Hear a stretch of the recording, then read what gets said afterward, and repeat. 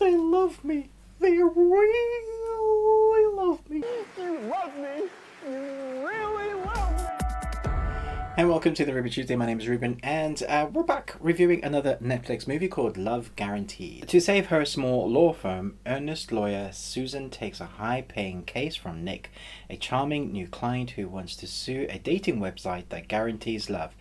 But as the case heats up, so do Susan and Nick's feelings for each other. So this film is directed by Mark Steven Johnson, and he directed Simon Birch, Daredevil, Ghost Rider, Killing Season, Finding Steve McQueen, and I think When in Rome. So this film is the only other rom-com that he did. And I have to say, I was expecting this to be one of the hundreds of rom-coms, romantic comedies that is on Netflix to just kind of pass you by. Don't get me wrong, I get that I'm not the probably not the classic demographic for this, but hang on a minute.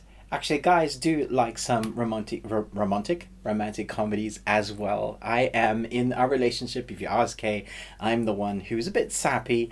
I do like Sliding Doors, About a Boy, those kind of films. They get me in the feel. So I'm the one that occasionally will watch a romantic comedy, and my wife would be like, can we just watch an action?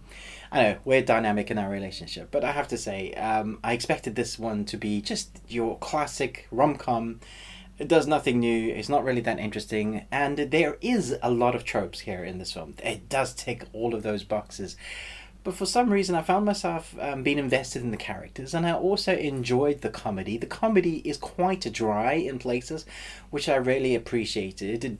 Damon Wayans Jr., I think he's very charming in this film. Rachel Lee Cook, I also thought was very good in her role as the lawyer, smitten lawyer eventually. And Heather Graham, I thought her character was hilarious, and she plays those characters so well. So you have the classic three-arc storyline where the couple meets each other. There is this storyline that needs to evolve. The middle, you have the storyline evolving with their relationship, and then it comes to fruition. So in that sense, it's very Hollywood, and even the ending is very Hollywood. But what it does with the storyline in between that, what happens in between that, is very good. There are moments in this film that I laughed a lot more than I expected. So the whole premise is about this guy that is suing this dating app because love isn't guaranteed. He's gone on 1,000 dates and still he hasn't found the person that he wants. And you get to see him going on some of those dates. And that for me is partly where the film, it comes alive sometimes. The way it's edited, the way it's showed is almost like montage clips of these dates and how, the classic dates that go wrong and the craziness that ensues with online dating. And you see Susan and Nick's relationship blossom out of this whole escapade of wanting to sue these guys for actually not guaranteeing love. You can't guarantee love, damn it. And so that is cliche, but it's also very heartwarming in the sense that it is quite realistic. They don't just fall head over heels for each other. There are things that they put at the forefront instead of the relationship that they know is going certain places. But then it is also the classic ticking of boxes. And the ending is definitely so cliche, so tongue-in-cheek, so Hollywood that you kind of go, oh, there's so much cheese, or just so much Hollywood that life doesn't actually work like this. But sometimes you just need a film that is escapism. So in one sense, this film is definitely the classic rom-com that you would expect to find on Netflix. But on the other hand, the characters, the actors that play these roles that you've seen 100 times are actually very endearing. Like I said, Damon Wayans Jr. is very charming in this role. Rachel Lee Cook is very likable in this role. Heather Graham is also fantastic. There is a small contingency, I say contingency, two people in the small pro bono lawyer firm who are hilarious. And so when you put all that into the mix, along with a car that can only play one soundtrack, you add all these little ingredients to a rom-com formula that has been done 1,000 times, and it ends up being something quite likable. And so I came away going, okay, that's exactly what I expected it to do. The characters do exactly what I expected it to.